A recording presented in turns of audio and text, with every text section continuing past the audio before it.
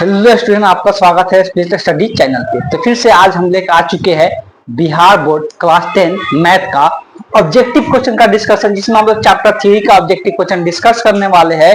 तो अब तक जितना भी क्वेश्चन पूछा गया ऑब्जेक्टिव, सारे क्वेश्चन का डिस्कशन आपको एक ही वीडियो में देखने को मिलने वाला है। इसके पहले हम लोग चैप्टर 1 और चैप्टर 2 कंप्लीट कर चुके हैं, जिसमें हम लोग जितने भी वास्तविक संख्या और बहुपद से पूछे गए क्वेश्चन है, सारे क्वेश्चन का डिस्कशन कर चुके हैं। अगर आप वो वीडियो नहीं देखे हैं तो आपको इस चैनल पे एक प्लेलिस्ट देखने को मिलेगा क्लास 10 ऑब्जेक्टिव के नाम से, जो मैथ के नाम से देखने को मिलेगा। उसमें जाएगा तो आपको चैप्टर 1 और चैप्टर 2 का ऑब्जेक्टिव क्वेश्चन का डिस्कशन मिल जाएगा। तो चलिए बिना देर किए हुए आज का सेशन हम लोग स्टार्ट करते हैं।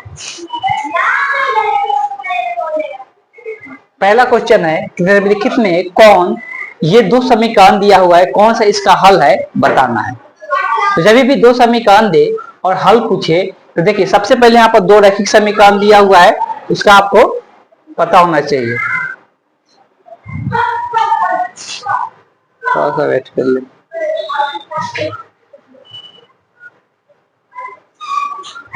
तो दो समीकरण यहाँ पे दिया हुआ है, दोनों का दोनों कैसा समीकरण है, तो एक रैखिक समीकरण है।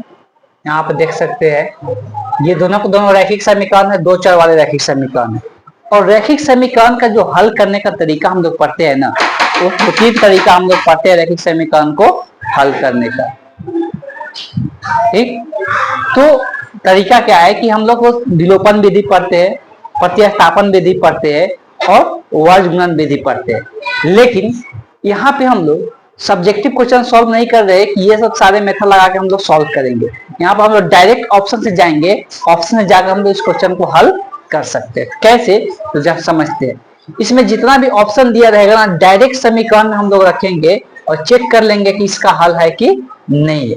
जैसे कि यहाँ पे पहला ऑप्शन में देखेंगे तो पहला ऑप्शन में x का मान कितना दिया है, 2। x की जगह 2 और y की जगह कितना रखेंगे, 1 रखेंगे। x की जगह 2 रख देते हैं, y की जगह 1 रख देते हैं और चेक करेंगे ये 0 के बराबर आ रहा है कि नहीं। तो 2 में 1 से गुना होगा 2, 2 में से 2 घटेगा तो ये 0 हो जाएगा। मतलब पहला जो समीकरण है इस वाले ऑप्शन को सेटिस्फाई कर रहा है। तो अब हम लोग दूसरा चेक कर लेते हैं। दूसरा दिया हुआ है 3x + 4y = 10 दिया हुआ है। ठीक, तो इसमें x का मान कितना दिया है, 2 दिया हुआ है, y का मान 1 दिया हुआ है। इसमें x की जगह 2 रखेंगे और y का मान 1 रखेंगे और अब चेक कर लेते हैं कि 10 के बराबर हो रहा है कि नहीं हो रहा है। तो 3 दूना का 6, 2 4 का मैं को 6 4 कितना हो जाएगा, 10 हो जाएगा। मतलब ये भी क्या हो जा रहा है, सही हो जा रहा है। जब पहला ही ऑप्शन सही हो जा रहा है, दोनों इक्वेशन को सेटिस्फाई कर जा रहा है, मतलब यही इस क्वेश्चन का क्या हो जाएगा, करेक्ट ऑप्शन हो जाएगा और आगे का ऑप्शन चेक करने की जरूरत ही नहीं है। इसलिए कि जब पहला ही ऑप्शन सही हो गया तो आगे चेक करने की जरूरत नहीं, एक ही ऑप्शन सही है इसका। चलिए चलते हैं नेक्स्ट क्वेश्चन देखते हैं। अगला क्वेश्चन दिया हुआ है, अगला क्वेश्चन है एक रैखिक समीकरण दिया हुआ है, एक रैखिक समीकरण दिया हुआ है जिसमें क्या करना है, x का मान ज्ञात करना है। अगर हम देखेंगे रैखिक समीकरण का हल करना, एक चर वाले रैखिक समीकरण का हल करना हम लोग 8 क्लास से ही सीखते हैं कि एक चर वाले रैखिक समीकरण को किस प्रकार से हम लोग हल कर सकते हैं। लेकिन ये 10th क्लास में पूछा हुआ है और वो भी एक कब पूछा हुआ है, ये 2018 का क्वेश्चन है, आप देख सकते हैं। और 2018 में जितना भी क्वेश्चन पूछा गया था सबका डिफिकल्ट लेवल हाई था। तो अब आखिरकार इसमें क्या डिफिकल्टी है, अगर हम लोग 8th क्लास में ही पढ़ते हैं तो इसमें डिफिकल्टी यही है कि बच्चे, ज्यादातर बच्चे क्या करते हैं कि दशमलव में गलती करते हैं। दशमलव में गलती करते हैं तो उसी चीज को यहाँ पर गलती करने के लिए दिया हुआ है। अब देखते हैं इसका हम लोग x का मान निकाल के, सबसे आसान तरीका क्या है x का मान निकालने का। तो देखिए x का मान निकालने का आसान तरीका है, जो समीकरण दिया हुआ है, ये जो समीकरण दिया हुआ है इसमें x की जगह ऑप्शन से ही डायरेक्ट हल करेंगे। इस सब टाइप का जब भी क्वेश्चन पूछे जिसमें x y का मान निकालना रहे, x का मान निकालना रहे, हमेशा ऑप्शन से सॉल्व करेंगे और बहुत फास्ट तरीका से आप लोग कैलकुलेट कर पाएंगे। चलिए x का जगह पहला ऑप्शन लेते हैं, तो पहला ऑप्शन -1 दिया हुआ है, तो x की जगह -1 रख देते हैं और चेक करेंगे दोनों तरफ बराबर आ रहा है कि नहीं आ रहा है। इसको चेक करेंगे दोनों तरफ बराबर आ रहा है कि नहीं आ रहा है। अब देखिए 0.3 में -1 से गुना होगा तो ये क्या हो जाएगा, -0.3 हो जाएगा और यहाँ पे आ जाता है -0.37 है और यहाँ पर ही माइनस से गुना होगा तब -0.37 हो जाएगा, -0.3। अब देख सकते हैं ये दोनों सेम दिख रहा है, इधर भी -0.3 में -0.37 जुड़ रहा है, इधर भी -0.3 में -0.37 जुड़ रहा है। मतलब ये दोनों तरफ क्या आने वाला है, बराबर आने वाला है। इसका मतलब ये है कि जब x का मान -1 रख रहे हैं तो दोनों तरफ क्या हो जा रहा है, समीकरण बराबर हो जा रहा है। इसका मतलब ये है कि इस क्वेश्चन का जो करेक्ट ऑप्शन हो जाएगा यही ऑप्शन करेक्ट हो जाएगा। और जो ऑप्शन रख के चेक कर सकते हैं वो सेटिस्फाइड नहीं करेगा, वो दोनों तरफ बराबर रखने से नहीं आएगा। इसका एक ही ऑप्शन करेक्ट होगा जो ऑप्शन ए है। ठीक है, तो इस प्रकार का जब भी क्वेश्चन पूछे तो यही एक तरीका है कि हम लोग डायरेक्ट उसका मान रख के चेक कर ले ऑप्शन से कौन ऑप्शन सही हो रहा है, वही इस क्वेश्चन का क्या हो जाएगा, आंसर हो जाएगा। चलिए चलते हैं नेक्स्ट क्वेश्चन देखते हैं। आगे दिया है कि रैखिक समीकरण का घात कितना होता है। ये बेसिकली हम लोग ये भी बोल सकते हैं कि रैखिक समीकरण बोला है तो रैखिक समीकरण का घात का अगर बात करते हैं, घात का मतलब उसका चर का जो पावर होता है उसी को क्या कहते हैं, घात कहते हैं। तो देखिए इस प्रकार से तीन टाइप का क्वेश्चन पूछा जाता है, बहुपद बोले या समीकरण बोले, दोनों केस में सेम ही होता है। बहुपद बोले या समीकरण बोले दोनों केस में क्या होता है, सेम होता है। इस बात को ध्यान में रखना है। सबसे पहले हम लिखते हैं यहाँ पे क्या है, रैखिक है। ठीक, रैखिक समीकरण, समीकरण बोले या बहुपद बोले, दोनों में से कुछ भी हो सकता है। बहुपद का घात कितना होता है, तो 1 होता है। इस बात को ध्यान में रखना है। कैसे, इसका बेसिकली क्या होता है, रैखिक बहुपद जो होता है उसका व्यापक रूप होता है ax प्लस b होता है। अगर समीकरण बोला जा रहा है तो इसी को क्या किया जाता है, बराबर 0। तो देख सकते हैं यहाँ पे जो x का घात है कुछ भी नहीं लिखा है, मतलब कितना है, 1 है। इस बात को ध्यान में रखना, कुछ भी नहीं लिखा है मतलब कितना है, 1 है। इसलिए रैखिक बहुपद का जो घात हो जाएगा 1 हो जाएगा। लेकिन इससे जो रिलेटेड क्वेश्चन पूछा जाता है, रिलेटेड क्वेश्चन क्या पूछा जाता है, तो रैखिक के बाद आता है द्विघात। द्विघात, अब यहाँ पर शॉर्ट फॉर्म में चलते हैं, द्विघात या समीकरण या बहुपद बोले का घात कितना होगा, 2 होगा। ये 2 कैसे होता है, इसमें जो चर का घात होता है ना वो 2 होता है। इसका व्यापक रूप जो होता है x² plus bx plus c बराबर क्या होता है, 0 होता है। इसमें जो चर दिया है, चर का जो अधिकतम घात होता है वही उस बहुपद का, वही उस समीकरण का क्या जाता है, घात हो जाता है। इसलिए यहाँ पर इसका घात कितना हो गया, 2 हो गया। वैसे ही एक और पूछा जाता है इससे रिलेटेड, त्रिघात। त्रिघात समीकरण या बहुपद का घात, तो इसमें कितना होता है, 3 होता है। और इसके व्यापक रूप का अगर बात करते हैं तो व्यापक रूप क्या देखने को मिलता है, ax³ plus bx² plus cx plus d बराबर 0 होता है। यहाँ पर भी देख सकते हैं जो x का घात है वो कितना है, यहाँ पर x का घात 3 है। इसीलिए इस रैखिक समीकरण का घात कितना है, 3। क्लियर है। तो यही 3 टाइप का क्वेश्चन देखने को मिलेगा, या तो समीकरण लिखा रहेगा या बहुपद लिखा रहेगा, तो आप कोई भी आंसर क्वेश्चन का आंसर दे सकते हैं। ठीक है, चलिए चलते हैं नेक्स्ट क्वेश्चन देखते हैं। ये इससे रिलेटेड थ्योरी था।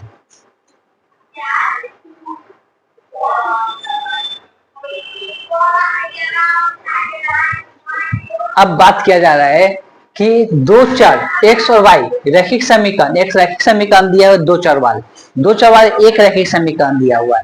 तब बोला जाए उसका कितना अधिकतम हल संभव है। देखिए ये क्वेश्चन देता है कंफ्यूज करने के लिए। बेसिकली अगर हम 10th क्लास में जब पढ़ते हैं ना हम लोग, तो उसमें क्या होता है कि दो चर वाले रैखिक समीकरण कितना देता है, 2 देता है। जिसमें क्या होता है 2 देगा, उसके बाद पूछता है कि उसका हल कितना होगा, एक होगा कि अनेक होगा कि कोई हल नहीं होगा। लेकिन यहाँ पे कंफ्यूज करने के लिए क्या देता है कि एक ही रैखिक समीकरण देगा, आप पूछेगा कि इसका कितना संभव अधिकतम हल है। इसके लिए क्या है, देखिए जब भी हम लोग एक रैखिक समीकरण का बात करते हैं, रैखिक समीकरण का व्यापक रूप क्या होता है ये तो कम से कम पता ही होना चाहिए। इसका व्यापक रूप होता है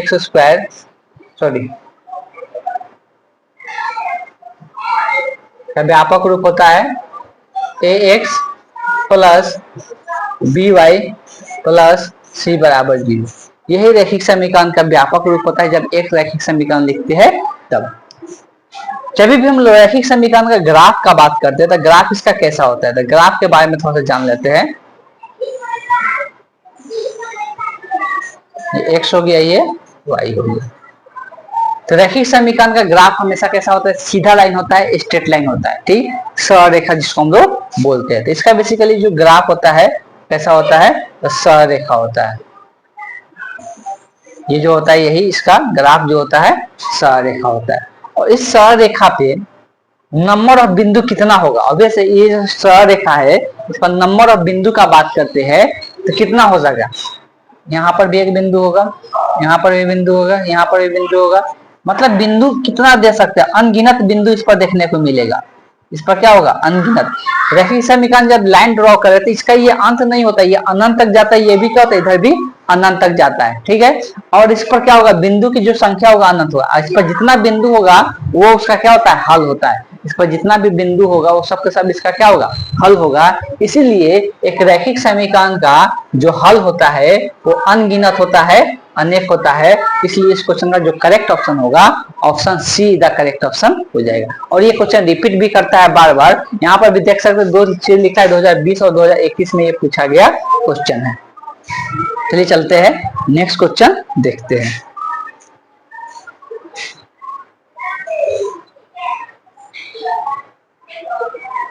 अगला है कि यदि दो चर वाले, अब यहाँ पे कितना समीकरण का बात करें, दो समीकरण का बात करें। दो चर वाले कितना समीकरण, तो दो चर वाले दो समीकरण का यहाँ बात किया जा रहा है कि रैखिक समीकरण, दो रैखिक समीकरण है जिसका आलेख के बारे में बात किया जा रहा है। आलेख का मतलब क्या होता है, ग्राफ।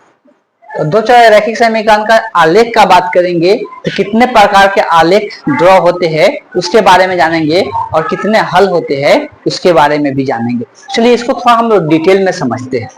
जब दो रैखिक समीकरण आते हैं तो व्यापक रूप हम लोग क्या दर्शाते हैं, पहले उसको लिखते हैं। एक का जो गुणांक लिखते हैं a1x plus b1y plus c1 is equal to 0 होता है। दूसरा समीकरण a2x plus b2y plus c2 is equal to 0 होता है। क्लियर है। अब यहाँ पर हम लोग बात करते हैं कि बताया जाता है यदि तीन कंडीशन हम लोग को देखने को मिलता है। यदि a1 बटे a2 बराबर नहीं होता है b1 बटे b2 के। पहला कंडीशन है कि अगर ये x वाला गुणांक का अनुपात y वाला गुणांक का अनुपात का अगर बराबर नहीं होता है तो तीसरा का अनुपात चेक करने की जरूरत नहीं है। उस केस में क्या हो जाता है, तब जो हल होता है, तो हल कैसा होता है, हल के बारे में बात करेंगे तो कोई हल नहीं। कैसा, सॉरी कितना, केवल और केवल कितने हल होते हैं, एक हल होते हैं। जब ये a1 बटे a2 का अनुपात बराबर नहीं होता है b1 बटे b2 का अनुपात के, तो इस समीकरण का जो हल होते हैं केवल और केवल एक हल होते हैं। और क्या चीज देखने को मिलता है, ग्राफ। इसका ग्राफ कैसा होता है, तो ग्राफ जो होता है जब केवल एक हल होगा तो उस समीकरण का जो ग्राफ होता है वो कैसा होता है, प्रतिच्छेदी होता है। प्रतिच्छेदी होता है। प्रतिच्छेदी का मतलब क्या होता है कि दो रेखा एक दूसरे को किसी एक बिंदु पर क्या करती है, प्रतिच्छेद करती है। इसीलिए प्रतिच्छेदी के केस में जो हल होता है केवल और केवल एक होता है, इसलिए कि ये एक ही बिंदु पर क्या कर रही है, प्रतिच्छेद कर रही है दोनों के दोनों। इसलिए इसका हल कितना होगा, केवल और केवल एक होगा। दूसरा कंडीशन, यदि a1 बटे a2 बराबर तो है b1 बटे b2 के, लेकिन बराबर नहीं है c1 बटे c2 के, तो इस केस में क्या हो जाता है कि पहला दो अनुपात बराबर है लेकिन तीसरा अनुपात बराबर नहीं है। तो उस केस में अगर हल का बात करते हैं तब क्या क्या कंडीशन देखने को मिलता है हल का, तो हल कैसा हो जाता है, कोई हल नहीं। कैसा होता है, इसका कोई भी हल नहीं होता, मतलब एक भी हल नहीं होता है,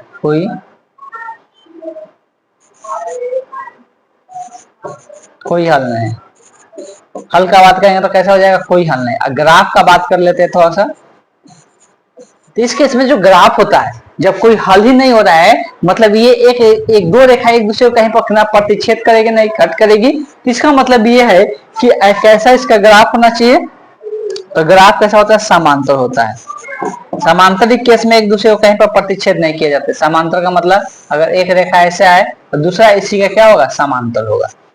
तो हम लोग इस केस में क्या होता है, जब समांतर होगा कहीं पर प्रतिच्छेद ही नहीं करेगा, इसलिए इस समीकरण का इस वाले कंडीशन का कोई हल नहीं होता है जब ग्राफ कैसा रहे, समांतर रहे तब। क्लियर है। एक तीसरा कंडीशन बस जाए, उसको भी क्लियर कर देते हैं। यदि a1 बटे a2 बराबर है b1 बटे b2 के और बराबर हो गया c1 बटे c2 के, मतलब ये तीनों अनुपात क्या हो जाए, बराबर हो जाए। जब तीनों अनुपात बराबर हो जाता है तो हल का बात कर लेते हैं। तो हल कैसा हो जाता है जब तीनों अनुपात बराबर हो जाता है तो अनेक हल हो जाता है, अनगिनत हल या अनेक हल, अनेक हल हो जाता है। अब ग्राफ का बात कर लेते हैं, ग्राफ कैसा होता है, तो ग्राफ जो होता है समपाती होता है। ग्राफ कैसा होता है, इसको हम लोग बोलते हैं समपाती। अब ये समपाती का मतलब क्या होता है, इसको थोड़ा सा हम लोग समझ लेते हैं। समपाती का मतलब होता है कि दो लाइन एक ही के ऊपर आ जाना, मतलब ये एक लाइन है और दूसरा लाइन भी इसी के ऊपर आ जाए, दूसरा लाइन क्या हो जाए, इसी के ऊपर आ जाए। तो इसीलिए इसी के जब ऊपर आ जाएगा तो ऑब्वियस है कि ये बहुत जगह एक दूसरे को स्पर्श कर रही है, टच कर रही है, इसलिए इस समीकरण का जो हल होता है अनगिनत होता है, अनेक होता है। इनके हलों की संख्या क्या होती है, अनेक होती है। बस यही चीजें आपको ध्यान में रखना है, बस इसी से रिलेटेड क्वेश्चन देखने को मिलता है, इसको स्क्रीनशॉट लेके आप लोग को रख लेना। चलिए हम हट जाते हैं स्क्रीनशॉट से, आप पूरे को स्क्रीनशॉट ले लीजिए और इसको आपको याद रखना है। अब यहाँ से इस क्वेश्चन का जो हल होगा आप आसानी से बता सकते हैं। यहाँ पे क्या बोला है, प्रतिच्छेदी बोला है। अब प्रतिच्छेदी के केस में, अब सर हाँ, प्रतिच्छेदी के केस में हल कैसा होता है, तो केवल और केवल एक हल होता है, तो सिर्फ एक हल यहाँ पे दिया हुआ है, इसलिए इस क्वेश्चन का जो ऑप्शन ए होगा वही इसका क्या हो जाएगा, करेक्ट ऑप्शन हो जाएगा। चलिए चलते हैं नेक्स्ट क्वेश्चन देखते हैं।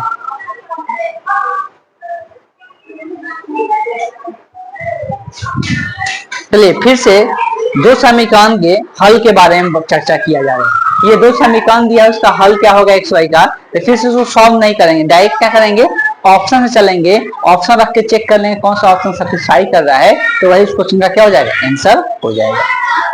तो बेसिकली अगर हम लोग बात करते हैं ऑप्शन रखने के पहले हम कुछ चीजें यहाँ पे बता देना चाहते हैं।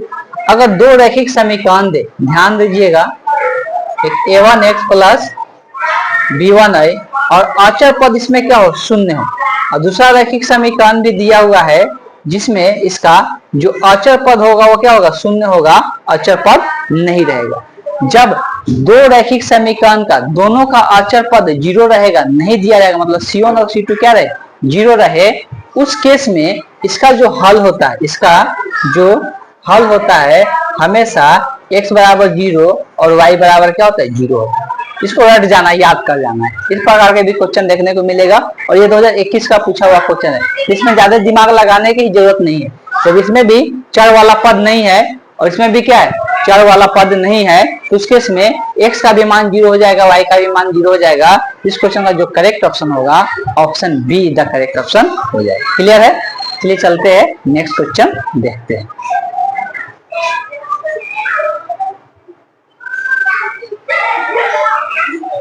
अब चलिए यहाँ पे दो रैखिक समीकरण दिया हुआ है, पूछा है कि इसका हल कैसा होगा, पूछा जा रहा है इसका हल कैसा होगा बताना है। अभी बताया था जब रैखिक समीकरण दिया रहे आप पता करना है इसका हल कितना होगा, एक होगा, अनेक होगा या कोई हल नहीं होगा। उसके लिए क्या है, इसके अनुपात हम लोग को बताना जरूरी है। पहला जो समीकरण दिया हुआ है 2x माइनस 3y प्लस 2 बराबर 0, जो पहला समीकरण देता है उसका x का वाला जो गुणांक होता है वो a1 होता है, जो y वाला गुणांक होता है वो b1 होता है, अचर पद होता है जो c1 होता है। क्लियर है। जो दूसरा समीकरण दिया हुआ है 6x minus 9y plus 5 is equal to 0, यहाँ पे जो होगा ये क्या होगा, a2 होता है, जो y का गुणांक होता है वो b2 होता है और जो अचर पद होता है वो c2 होता है। तो सबसे पहले हम क्या करेंगे, यहाँ पे हम अनुपात को चेक करेंगे। तो अनुपात को चेक करेंगे तो सबसे पहले a1 बटे a2 का अनुपात निकालते हैं। a1 का मान है 2, a2 का मान है 6, ये कटेगा 1 और 3 मरतबे, ये कितना आ गया 1 बटे 3 आ गया। चलिए दूसरा अनुपात निकालते हैं b1 बटे b2।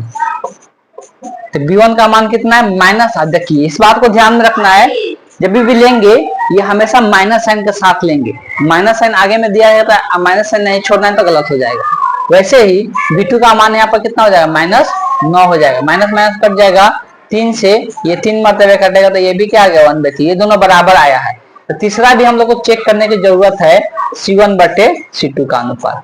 तो C1 का अनुपात यहाँ पर C1 का मान कितना है 2 है और यहाँ पर C2 का मान क्या है 5 है। अब देख सकते हैं कि A1 बटे A2 का अनुपात बराबर तो है B1 बटे B2 के, लेकिन बराबर नहीं है C1 बटे C2। तो अभी थोड़ा देर पहले ही बताया गया, चर्चा किया गया कि अब यदि A1 बटे A2 बराबर है B1/B2 के, लेकिन बराबर नहीं है C1/C2 के। जब ऐसा होता है तो उस रैखिक समीकरण का, दो चर वाले रैखिक समीकरण का युग्म का कोई हल नहीं होता है। जब A1/A2 का पहला दो अनुपात बराबर है, तीसरा बराबर नहीं होता है, तो उस केस में कोई हल नहीं होता है। इसलिए इस क्वेश्चन का जो करेक्ट ऑप्शन हो जाएगा, option be the correct option हो जाएगा। क्लियर है? चलिए चलते हैं नेक्स्ट क्वेश्चन देखते हैं।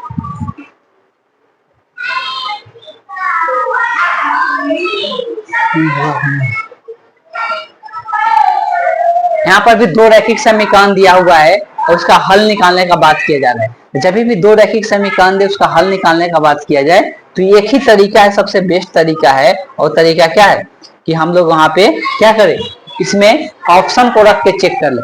ऑप्शन रखने का बहुत सारा तरीका है। अब एक एक ऑप्शन रख के डिटेल में सॉल्व करेंगे तो बहुत समय लगने वाला है। डायरेक्ट तरीका क्या है, यहाँ पर x की जगह देखिए, यहाँ पर डायरेक्ट सोचना है कि x की जगह क्या रख रहे हैं 2 और y की जगह यहाँ पे क्या लिख रहे हैं 4। ठीक है, तो यहाँ पे 2 रखेंगे, 2 दूना 4, यहाँ पे 4 रखेंगे, 4 3 12, तो 12 और 4 कितना होगा 16, जो कि 11 के बराबर नहीं है। तो ये ऑप्शन क्या हो जाएगा, कैंसिल आउट हो जाएगा। क्लियर है? बस ऐसे ही ऑप्शन रख के चेक करना है। अभी यहाँ पे आ जाते हैं, x की जगह -2, तो यहाँ पर कितना हो जाएगा -4 हो जाएगा। यहाँ पर कितना हो जाएगा, यहाँ पर कितना हो जाएगा -4 हो जाएगा। और वहां पर -5 रखें तब -15 हो जाएगा। -4 और -15 -19 हो जाता है, जो कि 11 के बराबर नहीं होगा। तो ये भी ऑप्शन क्या हो गया, कैंसिल आउट हो गया। चलिए ऑप्शन सी देखते हैं। तो x की जगह -3 रखेंगे तो -6 हो जाएगा, y की जगह 1 रखेंगे तो 3 ही रह जाएगा। तो -6 और +3 11 आएगा क्या, नहीं आएगा। ये भी ऑप्शन क्या हो गया। और जब 3 ऑप्शन गलत ही हो गया तो चौथा चेक करने की जरूरत नहीं है। यही इस क्वेश्चन का क्या हो जाएगा, करेक्ट ऑप्शन हो जाएगा। तो इस तरह से खास तरीका से, ऐसा नहीं कि एक एक मान रख के उसको सॉल्व करते रहेंगे और बहुत सारा टाइम बर्बाद करेंगे, वैसा नहीं करना है। तो इस क्वेश्चन का जो करेक्ट ऑप्शन हो जाएगा, option D is the correct option. ये चलते हैं नेक्स्ट क्वेश्चन देखते हैं। चलिए तो अगला क्वेश्चन देखेंगे। दो रैखिक समीकरण के लेखाचित्र समपाती है। मतलब रेखाचित्र मतलब वही है ग्राफ। ग्राफ कैसा है इसका, तो समपाती है। और ग्राफ जब समपाती होता है तो क्या होता है, ग्राफ जब समपाती होता है तो क्या होता है, अभी थोड़ा देर पहले ही बताए थे। जब ग्राफ 3 प्रकार का देखने को मिलता है, प्रतिच्छेदी, समांतर और समपाती।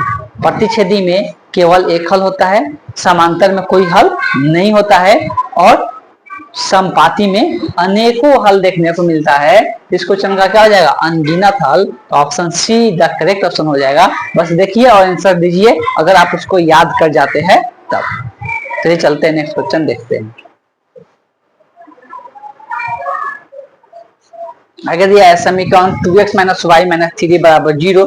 फिर से दो समीकरण दिया हुआ है, इसका आलेख कैसा होगा, किस प्रकार का आलेख देखने को मिलेगा बताना है। तो अगर समीकरण दे दिया, ग्राफ के बारे में पूछ रहा है इंफॉर्मेशन या हल के बारे में पूछ रहा है, वो हमेशा किससे निकलेगा, तो उसके किससे निकलेगा, उसके अनुपात निकालकर। देखिए यहाँ पे देखेंगे तो ये क्या हो जाएगा, ये a1 हो जाता है, और यहाँ पर b1 का होता है जो y के आगे होता है। y के आगे जब कुछ भी नहीं है तो यहाँ पर क्या हो, मानना पड़ेगा 1, इसलिए 1 ही होता है जब कुछ भी नहीं होता है तो। और यह जो होता है क्या होता है, ये हो जाएगा c1। इसी प्रकार से ये हो गया a2, ये हो जाएगा b2, और ये हो जाएगा c2। हमेशा माइनस साइन के साथ लेना है, इस बात को ध्यान में रखना है। तो चलिए अनुपात चेक कर लेते हैं। तो अनुपात पहला a1/a2। a1 का मान यहाँ पर कितना है, 2 है, बटे a2 का मान कितना है 12, और इसको ये काटेंगे 6 मरतबे तो ये कितना आ गया 1/6 आ गया।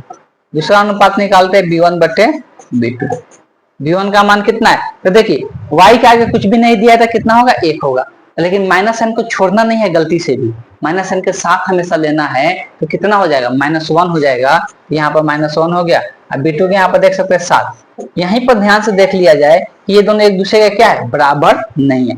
जब पहला ही दो अनुपात बराबर नहीं होता है तो ये बार बार बोल रहे हैं कि तीसरा अनुपात चेक करने की जरूरत नहीं है। यहाँ पर लिख सकते हैं जब इसका दो अनुपात बराबर नहीं है, और जब बराबर नहीं होता है ये अब बताने की जरूरत नहीं है। जब बराबर नहीं होता तो कैसा हल होता है, केवल और केवल एक हल होता है, केवल और केवल एक हल होता है। और ग्राफ कैसा होता है, प्रतिच्छेदी। एक हल का हल ग्राफ कैसा होता है, प्रतिच्छेदी। इसलिए इस क्वेश्चन का जो करेक्ट ऑप्शन होगा option see the correct option हो जाएगा। क्लियर है? चलिए चलते हैं नेक्स्ट क्वेश्चन देखते हैं।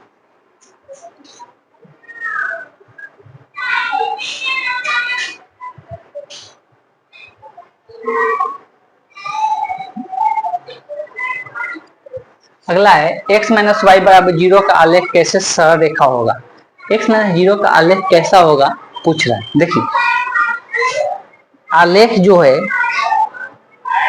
एक तो अगर तीनों व्यापक रूप दिया, थोड़ा सा ध्यान से देखिएगा, अगर ax plus B Y plus C दिया रहे, अगर एक आलेख दिया हुआ है तो इसका जो ग्राफ होता है सिर्फ कैसा होता है, इसका ग्राफ का बात कर लेते हैं तो कैसा होता है, सरल रेखा होता है, सरल रेखा होता है। ध्यान समझिए, अगर इसमें से ये सी गायब कर दे, अगर इसमें से क्या करे, सी गायब कर दे, ये सिर्फ एक्स और वाई रहे, तो उस केस में जो ग्राफ होता है कहां से होकर गुजरता है, तो मूल बिंदु से होकर जाती है। कहां से? मूल बिंदु से जाती है। कहां से ग्राफ इसका गुजरता है? मूल बिंदु से गुजरता है। अगर हम इसमें y वाला पद को जीरो कर दे, y वाला पद को जीरो कर दे, x प्लस सी कर दे, तो ये हमेशा किसके समांतर होगा, इसका ग्राफ हमेशा y अक्ष के समांतर होगा, y अक्ष के समांतर होगा। अगर इसमें से x वाला को जीरो कर दे, जब x वाला को जीरो कर देंगे तो इसका जो ग्राफ होगा x अक्ष के समांतर होगा। बस आपको इतना ही याद रखना है कि जब अचर पद को जीरो करेंगे तो हमेशा मूल बिंदु से होकर गुजरेगा। अगर y वाला टर्म को जीरो कर देंगे, सिर्फ x वाला पद रहेगा, अचर पद रहेगा, तो y एक्सिस से समांतर होगा। अगर x वाला जीरो कर देंगे, y वाला रहेगा तो x एक्सिस से समांतर रहेगा। क्लियर है? तो इसको रट जाना है और ये इंपॉर्टेंट नोट डाउन करना है, इसमें से कोई भी चीजें पूछा जा सकता है। ठीक, तो इस क्वेश्चन का आप समझ गए होंगे, इसमें x और y, केवल और x और y है, अचर पद नहीं है, तो उसके इसमें हमेशा जो आंसर होगा कौन सा हो जाएगा, कहां से होकर जाएगी, तो जो होकर जाएगी ऑप्शन सी हो जाएगा, मूल बिंदु से होते हुए जाएगी। तो ये चीजें रट जाना, इसका स्क्रीनशॉट लेके रख लेना। चलिए चलते हैं नेक्स्ट क्वेश्चन देखते हैं।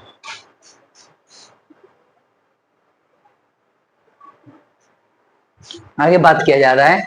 अब देखिए यहाँ पर दिया है दो चर वाले रैखिक समीकरण, लेकिन एक्स वाई नहीं लिख के ए बी लिख दिया है बच्चे को कंफ्यूज करने के लिए। ठीक है, बाकी सब सेम चीज है, सिर्फ एक्स और वाई, ए के जगह एक्स, एक्स के जगह ए और वाई के जगह बी कर दिया है, बाकी कोई चेंजिंग नहीं है। और इसके हल के बारे में चर्चा किया जा रहा है, तो पहले से बताते आ रहे हैं, जब भी हल पूछेगा क्या करना है, डायरेक्ट ऑप्शन रख के चेक कर लेना है। चलिए यहाँ पर पहला ऑप्शन रख के अगर चेक करते हैं हम, ध्यान देना है कि x a का मान 1 और b का मान यहाँ पर 2 रखना है। तो 1 रखेंगे तो 2 एकम 2 और 2 रखेंगे 3 दूना के 6, तो 2 और 6 कितना 8 हो जा रहा है, मतलब ये सही हो जा रहा है।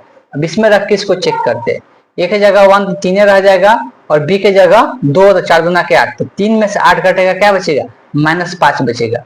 तो ये दोनों ऑप्शन के लिए क्या हो जा रहा है, सही हो जा रहा है। तो पहला ही ऑप्शन क्या हो जा रहा है, दोनों को सेटिस्फाई कर जा रहा है, इसीलिए यही इसका क्या हो जाएगा, इस क्वेश्चन का जो करेक्ट ऑप्शन हो जाएगा option A the correct option है। क्लियर है? इस क्वेश्चन का ऐसे ही बनाना है, टाइम को बर्बाद नहीं करना है।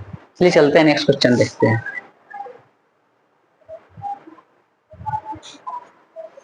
फिर से समीकरण दिया हुआ है। हाँ, इसमें अब थोड़ा सा नया चीजें देखने को मिलता है, संगत, असंगत, आश्रित, और भी कुछ नया चीजें देखने को मिलेगा, संगत, असंगत, आश्रित। इसके बाद भी और ऑप्शन देखने को मिलेगा, एक और क्वेश्चन इस टाइप का। हाँ, इसमें आश्रित, विरोधी, अविरोधी, विरोधी और आश्रित, 3 टाइप की चीजें देखने को मिलता है। तो तीनों को चीजों को हम लोग समझेंगे एक एक कर करके कि कौन सा इसमें सही होगा, कब अविरोधी होता है, कब विरोधी होता है, कब आश्रित होता है। विरोधी का मतलब ही है कि उसका कोई हल, जिसका कोई हल नहीं होता वो क्या होता है, विरोधी होता है। ठीक है, और अविरोधी का मतलब क्या होता है, अविरोधी का मतलब होता है कि जिसका केवल और केवल क्या होता है, एक हल होता है, वो अविरोधी होता है। आश्रित का मतलब होता है जिसका क्या होता है, जिसका अनेक हल होता है, उसको आश्रित कहते हैं। तो देखिए समीकरण निकाय का बात किया जा रहा है। देखिए दो तरफ में यहाँ पर एक टेबल बना देते हैं, ध्यान में रखिएगा। एक टेबल क्रिएट कर देते हैं, इस तरफ लिख देते हैं हल, और दूसरे ओर लिख देते हैं क्या, तो समीकरण युग्म, समीकरण युग्म। चलिए, अगर रेड नहीं दिख रहा होगा दूसरे कलर भी लिखते हैं। अब बात करते हैं, अगर पहला कंडीशन आता है एक हल, जब हल कैसा हो, केवल और केवल एक हो। जब हल एक होता है तो उस केस में जो समीकरण निकाय होता है वो कैसा होता है, अविरोधी, अविरोधी, नाम इसको हट जाना है। दूसरा है, जब कोई हल नहीं हो, कोई हल नहीं, समीकरण का कोई हल नहीं होता है, उस केस में क्या हो जाता है, विरोधी हो जाता है। तीसरा होता है अनेक हल, अनेक हल, अनगिनत हल। इस केस में समीकरण निकाय जो होता है वो कैसा होता है, आश्रित होता है। चलिए जल्दी से इसका स्क्रीनशॉट ले लीजिए, तो हम लोग क्वेश्चन को देखते हैं, चलिए हम हट जाते हैं, स्क्रीनशॉट लेके रख लेना। जब एक हल होगा अविरोधी, कोई हल नहीं होगा विरोधी, और अनेक हल कब आश्रित होता है, तब अनेक हल। क्लियर है? चलिए चलते हैं क्वेश्चन पे आ जाते हैं, इसलिए क्वेश्चन छोड़े थे इसके पहले, तो उसको हम लोग देख लेते हैं। स्क्रीनशॉट ले लिए है। अब दो शब्द याद रखना है, संगत और असंगत। संगत उस समीकरण को कहते हैं जिसका समीकरण का हल होता है, और किसका हल होता है, जिसका एक हल होता है और अनेक हल, दो ही प्रकार का हल देखने को मिलता है ना, एक और अनेक हल। जब भी हल होगा तो संगत हो जाएगा, जब हल नहीं होगा तो क्या हो जाता है, असंगत हो जाता है। आश्रित का मतलब समझ में आ गया कि आश्रित किसको बोल रहे हैं, जब जिस समीकरण का अनेक हल हो रहा है उसको हम लोग क्या कर रहे हैं, आश्रित कर रहे हैं। तो देखो इस दोनों केस में यहां पर भी थोड़ा सा ध्यान रख सकते हैं क्या, कि एक हल हो या अनेक हल, या अनेक हल, उस केस में समीकरण निकाय जो होता है क्या होता है, संगत होता है। उस केस में क्या हो जाता है, जब कोई हल नहीं होता है, कोई हल नहीं, इस केस में समीकरण निकाय क्या हो जाता है, असंगत हो जाता है। बस इतना ही याद रखना है। इस केस में जो समीकरण निकाय होता है वो क्या हो जाता है, असंगत हो जाता है। अब यहाँ पर देख लेते हैं कि इसका हल कैसा है। जब भी समीकरण दिया रहता है तो इसका हल चेक करने का तरीका क्या है, अनुपात लिखते हैं। पहले a1 का मान क्या है, पहला समीकरण में x के गुणांक को a1 कहते हैं, 2 है। b1 का मान क्या है, -3 है। और c1 का मान 8 है, नहीं 8 नहीं है। जब भी अचर पाप का बात करते हैं तो हमेशा बराबर के इस तरफ लाके बताना है कितना होगा। बराबर के उस तरफ 8 है, बराबर के इस तरफ आएगा तो क्या आएगा, -8 आ जाएगा। तो c1 का मान होगा जो -8 होगा। उसी प्रकार से a2 का मान 4 है, b2 का मान -6 है, और c2 का मान 9 इधर है, बराबर के उस तरफ जाएगा तो -9। तो इस बात को ध्यान में रखना है, बराबर के एक तरफ लाकर सारा का मान लिखा जाता है, ठीक है। अब यहाँ पर अनुपात चेक करना है, तो a1/a2, यहाँ पर है 2, a2 का मान है 4, कटेगा 2 से, 2 मरतबे तक कितना हो जाएगा, 1/2। इसी प्रकार से b1/b2, b1 का मान है -3, b2 का मान है -6, ये कटेगा 3 से, 1 2 बार में, तो ये भी आ गया 1। जैसे ही ये अनुपात बराबर आया तो तीसरा भी अनुपात चेक करने की जरूरत पड़ जाएगा। तीसरा अनुपात चेक करते हैं c1/c2, तो ये है -8 और ये है -9। देखकर ही लग रहा है कि ये बराबर नहीं होगा। तो क्या देखने को मिल रहा है, यहाँ पे देखने को मिल रहा है कि a1/a2 बराबर तो है b1/b2 के, लेकिन बराबर नहीं है c1/c2 के। तो यहाँ पे इस केस में हल कैसा होता है, कोई हल नहीं होता है। हल कैसा होता है, कोई हल नहीं होता है। अभी लिखवाए थे, जब कोई हल नहीं होता है तो समीकरण निकाय क्या होता है, असंगत होता है। इसलिए इस क्वेश्चन का जो करेक्ट ऑप्शन हो जाएगा, option be the correct option हो जाएगा। क्लियर है? अगर हल होता तो उसको हम लोग संगत भी कहते हैं, और साथ साथ आश्रित भी। आश्रित कब कहते हैं, जब अनेक हल होता है तब उसको हम लोग आश्रित कहते हैं। अभी थोड़ा देर पहले उसको भी लिखवाए। क्लियर है? नेक्स्ट क्वेश्चन देखते हैं। यहाँ पर भी क्या करना है, x और y का मान निकाल लेना है। यहाँ पर भी क्या करना है, x और y मान, तो ऑप्शन रख के इसको चेक कर सकते हैं। ये सब क्वेश्चन बार बार रिपीट कर रहे हैं, बार बार बता रहे हैं कि हमेशा इस सब टाइप का क्वेश्चन हमेशा क्या करना है, ऑप्शन रख के चेक करना है। तो ये आपके लिए, चलिए ये आपके लिए होमवर्क रहेगा, ठीक, अपने से बना लेना है। इस टाइप का क्वेश्चन बहुत सारा रिपीट कर दिया है। अभी इसके बारे में ही बता रहे थे, तो यहाँ पर इसके बारे में ही चर्चा कर रहे थे। तो यहाँ पर हम लोग अनुपात देखने वाले हैं, समीकरण का हिस्सा अनुपात देखने वाले। तो ये कैसा है, अविरोधी है कि विरोधी है। तो देखिए जो पहला समीकरण दिया हुआ है ना, पहले उसको आसान बना सकते हैं, चाहेंगे तो हम आसान बना सकते हैं, ऐसे नहीं भी बनाना चाहे फिर भी इस पर भी निकाल सकते हैं। लेकिन हम कहेंगे कि पहले आसान बना ले, बच्चे को थोड़ा समझने में आसानी होगा। ये जो नीचे वाला पद रहे ना, नीचे वाला पद हमेशा ट्राई करो इसको पहले रिमूव कर ले। पहले से देखो दूसरा वाला सही है, लेकिन इसमें क्या है, नीचे में 2 और 3 दिया हुआ है। तो इसको हटाने के लिए इसके एलसीएम से क्या करो, इसमें पूरा में गुना कर दो। तो 2 और 3 का एलसीएम कितना होगा, 6। तो पूरा में 6 से गुना कर दो। तो 6 से गुना होगा तो ये क्या हो जाएगा, 6 से गुना होगा,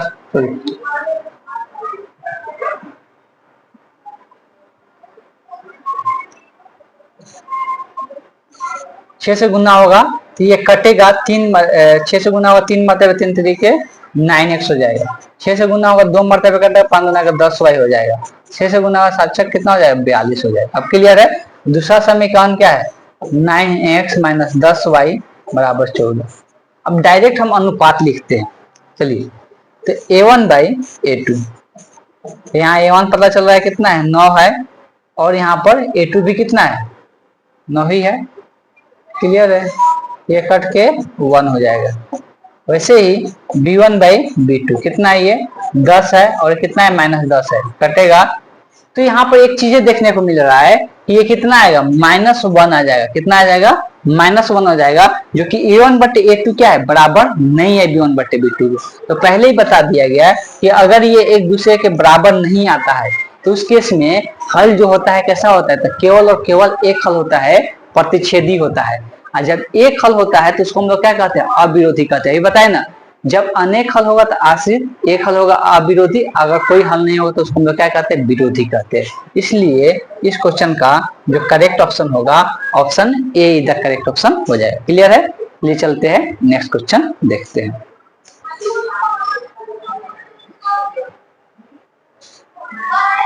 आगे दिया है समीकरण निकाय। यहाँ पर भी 2 समीकरण दिया, पूछा है कि एक हल है कि कोई हल नहीं है कि अनगिनत हल है।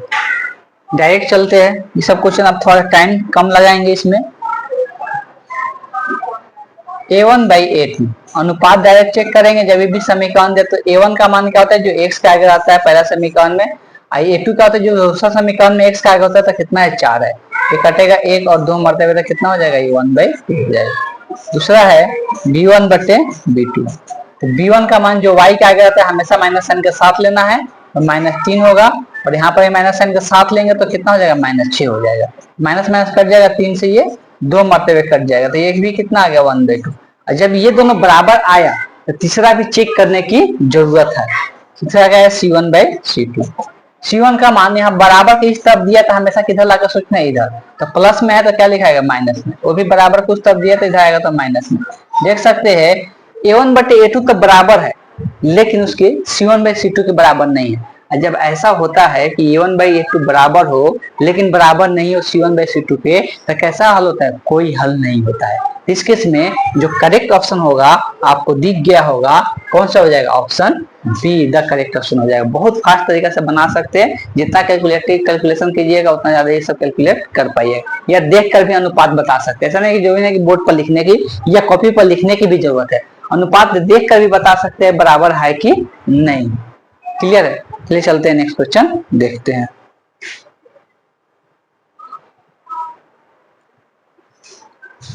अगला है क्वेश्चन में अब थोड़ा सा ट्विस्ट लाया है, थोड़ा सा अंतर देखने को मिला है। क्वेश्चन नए प्रकार का थोड़ा देखने को मिला कि 2 रैखिक समीकरण दिया हुआ है, लेकिन ये रैखिक समीकरण जो है उसका ग्राफ के बारे में पहले से इंफॉर्मेशन दे दिया गया। पहले से क्या इंफॉर्मेशन दे दिया गया, ये जो ग्राफ है कैसा है, समांतर होता है। जब समांतर है तो बोला है कि इसके लिए P का मान क्या होगा बताना है। जब ये दोनों का ग्राफ कैसा है, समांतर है, और समांतर होता है तब P का मान क्या होगा। तो समांतर का कंडीशन आपको ध्यान में होना चाहिए। तो समांतर का कंडीशन क्या होता है, समांतर रेखा कब होता है, जब A1 बटे A2 बराबर होता है B1 बटे B2 के, लेकिन बराबर नहीं होता है C1 बाई C2 के। तो जो बराबर होता है उसी को हल करके हम P का मान निकालेंगे। तो ये दोनों एक दूसरे को बराबर होते हैं। A1 क्या होता है, जो x का आगे, पहला समीकरण में जो x का आगे रहता है कितना है, 4 है। A2 क्या होता है, जो दूसरा समीकरण में x का आगे होता है कितना है, 2 है। बट बराबर C1 बाई C2, तो यहाँ पर क्या है, P है, और यहाँ पर क्या है, y के आगे 9 है, तो P बटे क्या हो जाएगा, 9। ये बराबर नहीं है, ये 16 बटे 15 है। ऐसे भी एक दूसरे के बराबर नहीं दिख रहा है, ठीक। अब ये दोनों एक दूसरे के बराबर है, तो इसी को हल करके हम क्या करेंगे, P का मान निकालेंगे। तो यहाँ पर क्लियर कर लेते हैं, ये कटेगा 2 मरतबे, यहाँ पर 2 आ जाएगा बराबर P बटे कितना होगा, 9। P के साथ 9 इधर, P का मान निकालना, तो ये भाग में इधर आएगा तो गुना में, तो P बराबर 9 गुना के कितना हो जाएगा, 18। तो P का मान कितना निकल के आ गया, 18। इस क्वेश्चन का जो करेक्ट ऑप्शन होगा कितना हो जाएगा, तो option see the correct option हो जाएगा। क्लियर है। चलिए चलते हैं नेक्स्ट क्वेश्चन देखते हैं। ये थोड़ा सा अलग टाइप का क्वेश्चन था, जब भी जो दे देगा कंडीशन, उस कंडीशन को लिख कर हम लोग जो भी मान निकालने के लिए देगा निकाल लें। चलिए चलते हैं नेक्स्ट क्वेश्चन देखते हैं।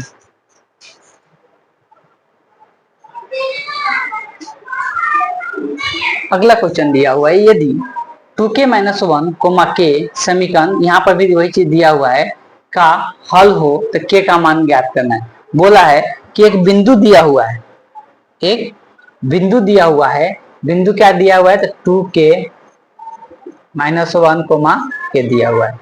ये बिंदु बोल रहा है कि इस समीकरण का क्या है, हल है। तो जब ये बिंदु इस समीकरण का हल है, तो यहाँ पर पहला जो निर्देशांक दिया जाता है वो x का मान होता है, दूसरा जो होता है y का। इसका मतलब ये है कि इस मान को अगर यहाँ पे रख देते हैं तो इसको ये क्या करेगा, सेटिस्फाई करेगा। तो जब ये इस लाइन पर ही ये बिंदु है, या इस ये वाला बिंदु जो है इसका हल है, हल मतलब ये x और एक y का मान है, तो इसमें रख देंगे तो इसको सेटिस्फाई करेगा। तो हम वही काम करने वाले हैं यहाँ पे, कि ये वाला जो समीकरण है, इस समीकरण में इसके मान को रख देंगे। x का जगह कितना है, x का जगह 2k - 1 है, -9 गुने y के जगह कितना है, k है, तो k रख दिए बराबर 12। इसको पहले हम गुना कर लेते हैं। तो 10 में 2 कैसे गुना होगा, तो 20k हो जाएगा।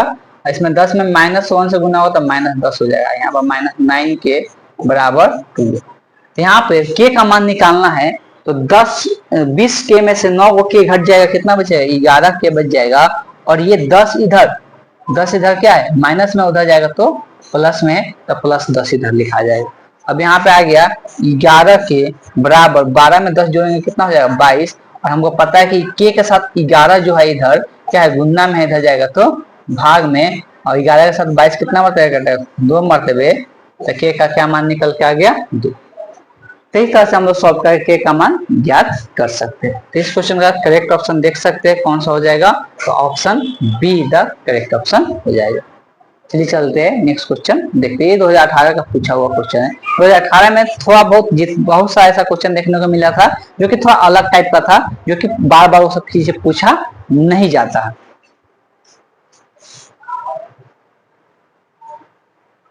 अभी ये आपके लिए होमवर्क रहेगा। 2 समीकरण दिया हुआ है और उसका हल दिया हुआ है। 2 समीकरण दिया हुआ है, उसका हल दिया हुआ है। तो आपको करना कुछ नहीं है, करना यही है कि ये पहला वाला जो बिंदु होता है वो x का मान होता है, ये y का मान होता है। इसमें रख के चेक कर लेना है कि इतना आ रहा है कि नहीं, मतलब दोनों को चेक करना है। एक के लिए सही हो जाएगा तो फिर दूसरा के लिए भी चेक करना है। ये पहला के लिए ही सही नहीं हुआ तो काट देना है, वो ऑप्शन नहीं होगा। तो इसी प्रकार से सारा ऑप्शन रख के चेक कर लेना है। तो ये आपके लिए होमवर्क रहेगा, इसको आप अपने से कर लेना है। इस प्रकार का क्वेश्चन बहुत सारा आप बता चुके, इनमें थोड़ा कैलकुलेशन ज्यादा दिया हुआ और कुछ नहीं है।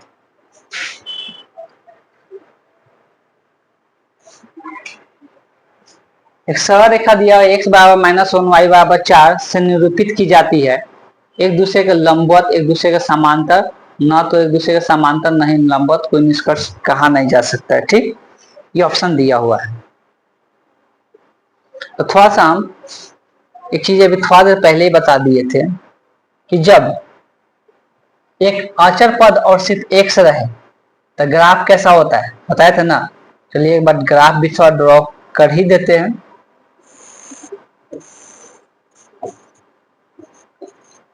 ये जो y एक्सिस का जो समांतर ग्राफ होता है, जो y एक्सिस का समांतर ग्राफ होता है, ये किसका ग्राफ होता है? तो ये x बराबर a का ग्राफ होता है, ठीक है। और एक ग्राफ होगा जो दूसरा होगा, और जो x एक्सिस का समांतर ग्राफ होता है वो किसका ग्राफ होता है? y बराबर b का ग्राफ होता है।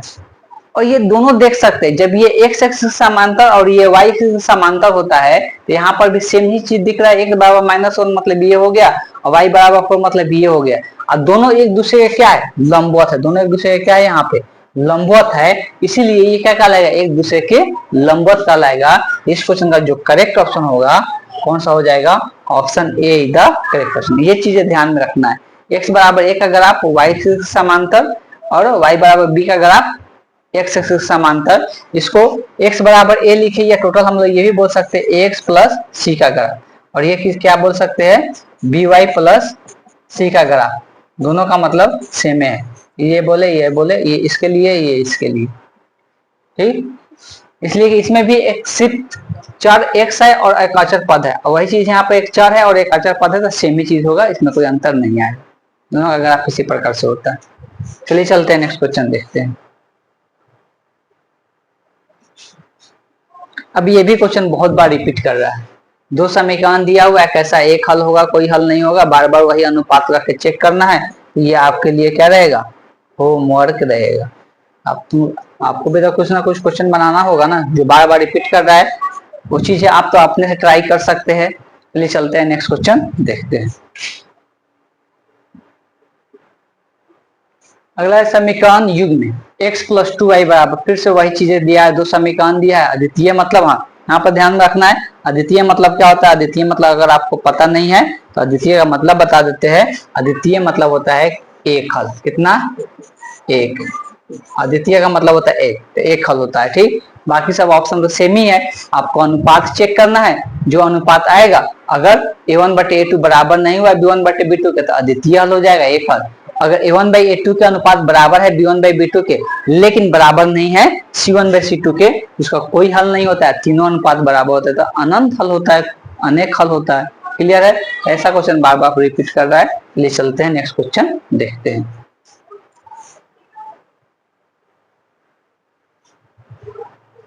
चलिए, तो ये थोड़ा सा अलग क्वेश्चन है, तो इसको हम लोग देखेंगे। इसमें भी लिखा हुआ है कि कोई हल नहीं है तो के का मान क्या करना है? निकालना है। तो के का मान ही बताया जा रहा है, इसका कोई हल नहीं है तो के का मान बताना है। तो कोई हल नहीं होने का कंडीशन सबसे पहले आपको ध्यान में आना चाहिए। तो कोई हल नहीं होने का कंडीशन क्या होता है? a1/a2, अभी थोड़ा देर पहले ही लिखे थे, b1/b2 के बराबर होता है, लेकिन बराबर नहीं होता है c1/c2 के। अब इसमें सबका मान रख देंगे, ये कंडीशन होता है कोई हल नहीं होने का। a1 का मान क्या होता है? जो x का आगे रहता है, यहाँ पर x का आगे क्या है? k है, क्या लिखा जाएगा? बटे। a2 का मान जो होता है, जो दूसरा समीकरण में x का आगे होता है, कितना है? 6 है, तो 6 लिखा जाएगा, बराबर। b1 का मान होता है जो y, यहाँ पे बराबर का साइन ध्यान रखना, गलती मत करना लोग। b1 का मान होता है जो y के आगे रहता है, हमेशा माइनस साइन का साथ लेना है। b2 का मान यहाँ पर y के आगे क्या है? 2 है। फिर यहाँ पे नॉट इक्वल टू इसको लिखने की भी जरूरत नहीं है। c1 का जो मान होगा वो बराबर के इस तरफ लाकर सोचना है, तो कितना आएगा? -2, और ये c2 का मान होगा तो इधर -7 हो जाएगा। क्लियर है? इस प्रकार से लिख लेना है। अब अगर ये दोनों समीकरण एक दूसरे के बराबर है, इसी को हल करके हमको क्या करना है? के का मान निकालना है। चलिए इसको सॉल्व करते हैं। k/6 बराबर होता है -5/2। सिंपल चीज है, इधर दिख रहा है कि 6 जो है k के साथ क्या है? गुना में, भाग में हो जाएगा तो गुना में आ जाएगा, तो यहाँ से ये गुना में चला जाएगा, तो k बराबर कितना हो जाएगा? -5/2 बराबर गुने 6। ये कट जाएगा, कितना मरतबे? 3 मरतबे, तो 3 से ये कैंसल आउट हो जाएगा। k बराबर कितना हो जाएगा? -15 निकल के आ गया। तो आप देख सकते हो ऑप्शन में कहाँ पे दिया है? ऑप्शन डी में है। इस क्वेश्चन का जो करेक्ट ऑप्शन होगा option D the correct option हो जाएगा। क्लियर है? इस प्रकार से हम लोग के का मान फाइंड आउट कर सकते हैं। चलिए चलते हैं नेक्स्ट क्वेश्चन देखते हैं।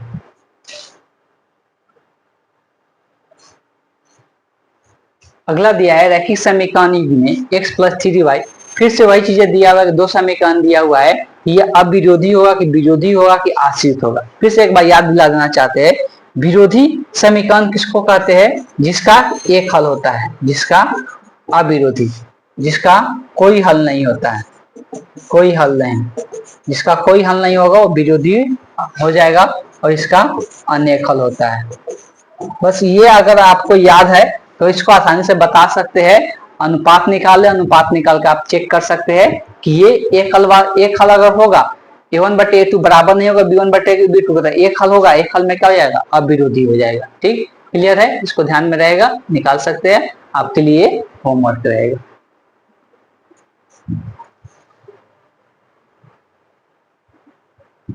आगे दिया हुआ है दो चर वाले दो रैखिक समीकरणों का हल अनंत है। तो अगर अनंत हल होता है तो उसका ग्राफ कैसा होता है, ये बार बार चीजें आ रहा है कि अगर एक हल होता है तो उसका ग्राफ कैसा होता है, प्रतिच्छेदी होता है। कोई हल नहीं होता तो उसका ग्राफ कैसा होता है, समांतर होता है। और जब अनेक हल होता है, कब होता है अनेक हल, जब वो ग्राफ कैसा हो, समपाती हो तब। बस इसको तो रट लेना है, रट के देख सकते हैं जो एक बार बता दी उससे कितना रिलेटेड क्वेश्चन पूछा जा रहा है, वो चीजें आपको इस चैप्टर में याद होना ही चाहिए। जो समीकरण दिया हुआ है, बोला है कि समीकरण का कोई हल नहीं है तो के का क्या इसमें से मान पॉसिबल होगा, कौन सा ऑप्शन पॉसिबल होगा बताना है। सबसे पहले हम तो ये जानेंगे कि अगर कोई हल ही नहीं है, हल नहीं है, उसका कंडीशन क्या होता है, a1/a2 बराबर होता है b1/b2 के बराबर नहीं होना चाहिए c1/c2 के। a1 का मान जो x के आगे होता है कितना है, 3 है, 3। a2 का मान जो दूसरा समीकरण में x के आगे 6 तो 6। b1 का मान जो y के आगे कुछ भी नहीं लिखा है तो कितना 1 होता है, और आगे में माइनस साइन है तो हमेशा माइनस साइन साथ में लेना है, तो क्या हो जाएगा -1 हो जाएगा। b2 का मान यहाँ पर माइनस साइन के साथ लेंगे तो -2, ये बराबर नहीं है। अब यहाँ पर C1 का मान जो अचर पद होता है, बराबर के तरफ 5 लिखा है, बराबर के तरफ लाएंगे तो -5 हो जाएगा। सेम उसी प्रकार से यहाँ पर के भी इधर लेके आएंगे तो -k हो जाएगा अचर पद। देखिए हम तो क्या करना चाहते हैं, के का मान सॉल्व करना चाहते हैं, तो ये दोनों में तो के दिख नहीं रहा है, ये एक दूसरे को तो बराबर भी है, चेक कर सकते हैं। तो अब के का मान सॉल्व करना है तो हमको एक दूसरे को ये दोनों को साथ मिलेकर सॉल्व करना पड़ेगा, लेकिन बीच में बराबर का साइन नहीं है, इस बात को ध्यान में रखना है। तो 1/2 ये बराबर नहीं है कितना, 5/k के। अब तिर्या गुना कर दो, तिर्या गुना कैसे होता है, इसमें इससे और इसमें इससे, ठीक है। तो के में 1 से गुना होगा के, नॉट इक्वल टू 2 में 5 से गुना होगा 10।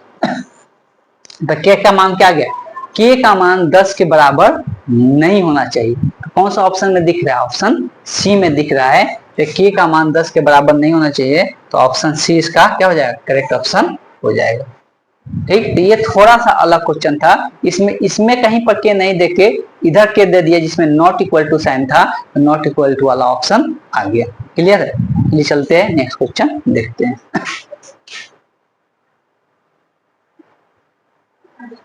अब यहाँ पे दिया हुआ है अद्वितीय हल, कैसा हल है, अद्वितीय हल है, तब के का मान बताना है, सब उसी प्रकार का क्वेश्चन है। तो अद्वितीय हल का कंडीशन क्या होता है, सबसे पहले तो ये ध्यान में आपको होना चाहिए, अद्वितीय हल कब होता है, मतलब अद्वितीय का मतलब केवल और केवल एक हल। एक हल का कब होता है, जब a1/a2 बराबर नहीं होता है b1/b2, ये दोनों बराबर नहीं होता है, तीसरा कुछ भी लिखने की जरूरत नहीं होता है। a1 का मान जो x के आगे होता है, यहाँ x के आगे कुछ भी नहीं लिखा है, मतलब कितना होगा 1 होगा, बट a2 का मान जो दूसरा समीकरण में x के आगे होता है कितना है 3 है, बराबर नहीं है b1 का मान जो y के आगे होता है कितना है -2 है, b2 का मान जो यहाँ पे y के आगे होता है कितना है k है। बस इतना ही लेना है, इसमें C1 C2 का जरूरत नहीं पड़ता है अद्वितीय हल।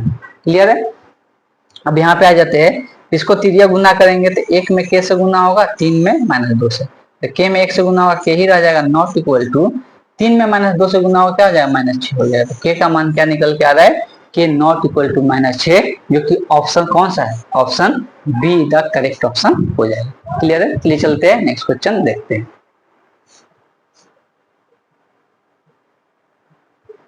k के किस मान के लिए समीकरण निकाय के अनगिनत हल है। यहाँ पर फिर उसी प्रकार का क्वेश्चन है कि k का किस मान के लिए समीकरण निकाय का अनगिनत हल हो।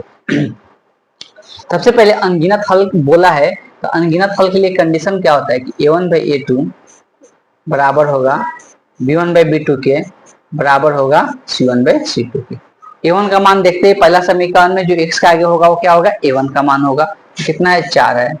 a2 का मान जो दूसरा समीकरण में x का आगे है कितना है 2 है, बराबर b1 का मान जो y के आगे है क्या है k है, b2 का मान इसमें जो दूसरा समीकरण में y के आगे कितना है -4 है, बराबर c1 का मान, तो इसको बराबर के इस तरफ लेके आगे सोचेंगे तो कितना होगा -6 होगा, वहां पर भी 3 को इधर लाएंगे तो -3 होगा, ऐसे माइनस माइनस कट जाएगा। देखिए या तो यहाँ से भी ये कट के 2 ही बचेगा और यहाँ से भी कट के ये 2 ही बचेगा, तो इसको इसके साथ लिए, इसके भी बराबर है, ये इसके भी बराबर है, तो इसको इसके साथ ले, ये इसको इसके साथ ले, उससे कोई अंतर नहीं पड़ेगा, के का मान दोनों में समान ही आएगा। तो अगर इसको इसके साथ लेते हैं तो यहाँ पर 2 बराबर कितना होगा के बटे -4, ये माइनस जो 4 है भाग में है, इधर आएगा तो गुना में, तो के बराबर कितना हो जाएगा -4 में 2 से गुना होगा तो -8 हो जाएगा, तो के का मान यहाँ क्या निकल के आएगा -8। इस क्वेश्चन का जो करेक्ट ऑप्शन होगा option be the correct option होगा। क्लियर है? इस प्रकार का क्वेश्चन भी बहुत बार रिपीट करता है, ये भी 2020 का पूछा हुआ क्वेश्चन है। तो चलते हैं नेक्स्ट क्वेश्चन देखते हैं। अब ये तो शायद बताने की जरूरत नहीं है, द्विरेखीय समीकरण का युग असंगत हो तो उनके निरूपित करने वाली रेखा असंगत एक ही केस में होता है, समांतर होता है जिसमें कोई हल नहीं होता है, बाकी संपाती और प्रतिच्छेदी में हल होता है तो संगत होते हैं। ठीक, प्रतिच्छेदी और संपाती में हल होते हैं तो संगत होंगे, और जिसका हल नहीं होता है वो क्या होता है, असंगत होते हैं। बस इतना ही ध्यान में रखना है। ले चलते हैं नेक्स्ट क्वेश्चन देखते हैं। इस क्वेश्चन का आंसर जो हो जाएगा समांतर हो जाएगा। अब यहाँ पर बोला है कि यदि एक घाती वाले समीकरण का ग्राफ यदि प्रतिच्छेदी रेखा है, प्रतिच्छेदी रेखा होता है तो कैसा हल होता है, ये तो बहुत बार बता दिए कि जब प्रतिच्छेदी रेखा होता है तो हल कैसा होता है, केवल और केवल एक हल होता है। समांतर रहता है तो कोई हल नहीं, संपाती रहता है तो अनेक हल होता है। बस यही 3 कंडीशन ध्यान में रखना। समीकरण युग में समीकरण दिया हुआ है, अब इसमें अनुपात निकाल के बताना है कि एक हल अद्वितीय का मतलब एक हल कि अनेक हल कि कोई हल नहीं। ये भी बहुत बार रिपीट कर, ये सेम क्वेश्चन भी 2 बार रिपीट कर चुका है। तीसरे टाइप का बहुत क्वेश्चन आ रही है, आपके लिए होमवर्क रहेगा।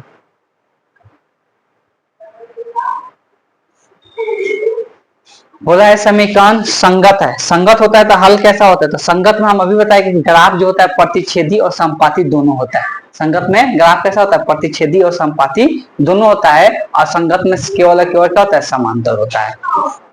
जिसमें हल होता है उसको हम लोग संगत कहते हैं, तो प्रतिच्छेदी और संपाती में हल होते हैं तो उसको हम लोग संगत कहते हैं, और इस समांतर में कोई हल नहीं होता इसलिए उसको हम लोग क्या कहते हैं, असंगत कहते हैं। क्लियर है? चलिए चलते हैं नेक्स्ट क्वेश्चन देखते हैं। अब यहाँ पर समीकरण युग में दिया हुआ है, हल पूछा है तो मान रख के निकाल लेना, आपके लिए होमवर्क रहेगा। इस टाइप का क्वेश्चन शुरू से कितना सारा क्वेश्चन बता दिए कि ऑप्शन रख के चेक कर लेना है कौन सा ऑप्शन सही हो रहा है। चलिए चलते हैं नेक्स्ट क्वेश्चन देखते हैं। ये भी सेमी प्रकार का हो गया। ग्राफ कैसा होगा था, ग्राफ कैसे पता चलेगा, अनुपात निकाल के। ये सब क्वेश्चन बार बार रिपीट कर रहे हैं और बहुत बार बता भी रहे हैं, इतना बार बार रिपीटेशन हो रहा है तो ये सब आप खुद से अब कर सकते हैं। अनुपात निकाल लीजिए, अनुपात निकाल के बता सकते हैं कैसा हल होगा। अनुपात अगर एक हल होगा, अनुपात से पता चलेगा कि एक हल होगा तो ग्राफ कैसा होता है, प्रतिच्छेदी। अगर कोई हल नहीं होता ग्राफ कैसा होगा, समांतर। अगर अनेक हल होगा तो कैसा ग्राफ होगा, संपाती। क्लियर है? ये सब चीजें आप बताने की जरूरत आई थिंक नहीं होना चाहिए। के किस मान के लिए समीकरण संपाती प्रदर्शित। संपाती का मतलब क्या होता है, संपाती का मतलब ही होता है कैसा, अनेक हल। संपाती का मतलब अनेक हल। अनेक हल का कंडीशन क्या होता है, तो अनेक हल का कंडीशन बार बार चीजें ये चीजें आ रहा है, इसको अब हमको कहीं सॉल्व करने की जरूरत नहीं था कि संपाती का मतलब होता है अनेक हल। अनेक हल में ये अनुपात क्या होते हैं, तीनों के तीनों अनुपात क्या होते हैं, बराबर होते हैं। तो पहला समीकरण में जो x का आगे होगा वो 3 होगा, दूसरा समीकरण में जो x का आगे होगा वो a2 हो जाएगा। b1 तो पहला समीकरण में जो y के आगे होगा कुछ नहीं दिया तो 1 लिखते हैं, माइनस है तो -1 होगा। b2 तो वहां पे क्या होगा, -k होगा। और c1 तो बराबर के इस तरफ लेके आएंगे 8 के तरफ, माइनस में 8 जाएगा तो प्लस में 8। c2 को बराबर में उधर -16 इधर लेके आएंगे तो प्लस में 16, इसलिए बराबर के इस तरफ ला कर ही हम लोग बताते हैं। अब ये सब चीजें बार बार आ रही इसलिए इतना डिटेल में नहीं चर्चा कर रहे हैं। यहाँ से काटेंगे 3 से ये 2 मरतबे, 8 से ये 2 मरतबे, ये एक दूसरे के बराबर है तो के किसी से निकाल सकते हैं। ये दोनों को हल करके भी के का मान निकालेंगे तो सेम ही आएगा, या ये दोनों को भी हल करके के का मान निकालेंगे तो सेम ही आएगा। अब यहाँ तृतीय गुना करेंगे तो एक में के से और दो में एक से, तो एक में के से गुना करेंगे के और दो में एक से गुना करेंगे दो, तो के का मान क्या निकल के आएगा 2, तो इसमें क्या हो जाएगा option A the correct option हो जाएगा। बार बार ये सब चीजें रिपीट कर रहा है, कोई नया आप क्वेश्चन नहीं देखने को मिल रहा है, ये सब से सब पूछा हुआ क्वेश्चन है। अब ये क्या बताए, इतना बार ऐसा क्वेश्चन अब रिपीट कर रहे थे तो अपना सब बनाइए, अनुपात निकालिए, अनुपात निकाल के चेक कर लीजिए के किस मान के लिए। अब इसको हम नहीं बताएंगे के किस मान के लिए समपाती, अभी सब सेम क्वेश्चन देखे थे, ठीक, ये सब क्वेश्चन अब अपने से कर सकते हैं। अब ये तो डायरेक्ट पूछ दिया कि ये तीनों अनुपात क्या है, बराबर है। तीनों अनुपात बराबर कब होता है, जब अनगिनत हल होता है तब। इस क्वेश्चन का जो करेक्ट ऑप्शन होगा option see the correct option हो जाएगा। अनगिनत हल के लिए क्या होता है, तीनों अनुपात बराबर होते हैं। चलिए चलते हैं नेक्स्ट क्वेश्चन देखते हैं।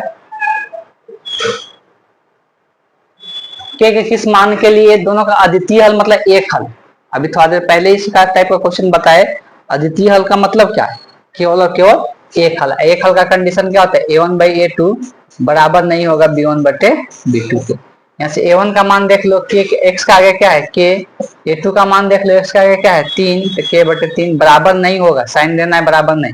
यहाँ पे b1 का मान क्या है 2, यहाँ से b2 का मान y का आगे कुछ भी नहीं लिखा है तो कितना होता है 1। इसको तिरिया गुना करो, k में 1 से, 3 में 2 से, तो k में 1 से गुना होगा k, नॉट इक्वल टू 3 में 2 से गुना होगा 6, तो k नॉट इक्वल टू 6 देख लो ऑप्शन किसमें, बी में।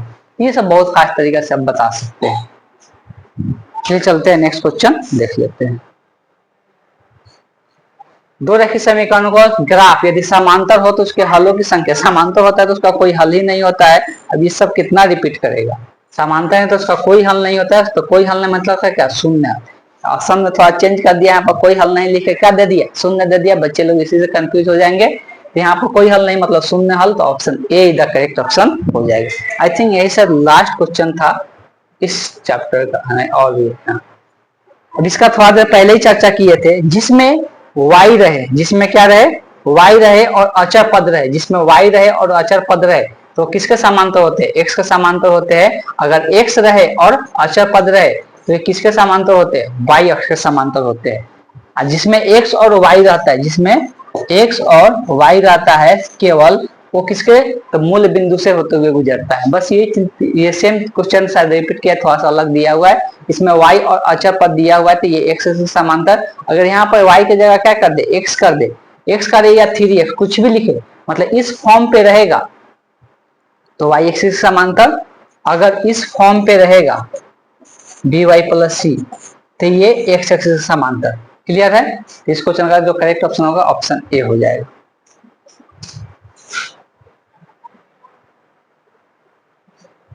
और क्वेश्चन है यहाँ पे, हाँ यहाँ पे देख सकते हैं युगपत रैखिक समीकरण निकाय दिया हुआ है, बोला है कि हल इसका कैसा है, अनगिनत है। तो अनगिनत का कंडीशन क्या होता है कि अनगिनत कब होता है, जब a1/a2 बराबर होता है b1/b2 के बराबर होता है, तो इसी केस में अनगिनत होता है। तो यही इस क्वेश्चन में क्या हो जाएगा, करेक्ट ऑप्शन हो जाएगा। ये किसका कंडीशन होता है, अद्वितीय हल का। कोई हल नहीं है यहाँ पर, तो सी वाला होता ही नहीं है, ये तो ऐसे ही गलत दिया हुआ है। ये भी ऑप्शन गलत ही दिया हुआ है। ये किसका कंडीशन होता है, तो कोई हल नहीं होने का मतलब सब समांतर होता है तब, ठीक। लेकिन इस क्वेश्चन का जो करेक्ट ऑप्शन होगा option D the correct option हो जाएगा।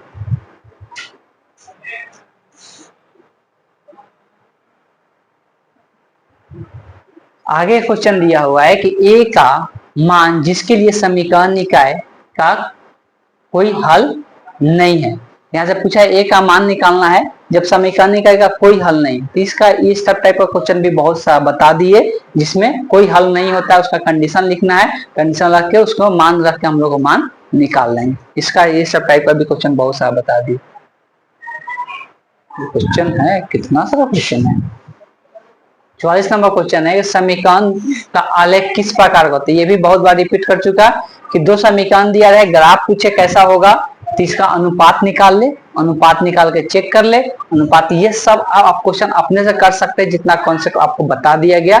अनुपात निकाल के चेक करना है, अनुपात निकाल के चेक करने के बाद चेक कर लेना है कि क्या होगा। अगर एक हल होगा तो प्रतिच्छेदी, अगर कोई हल नहीं होता समांतर, अगर कोई अनगिनत हल होगा तो समपाती, बस यही कंडीशन होता है और कुछ नहीं होता। ये भी उसी प्रकार क्वेश्चन है, ये सब अपने से आपको बना लेना है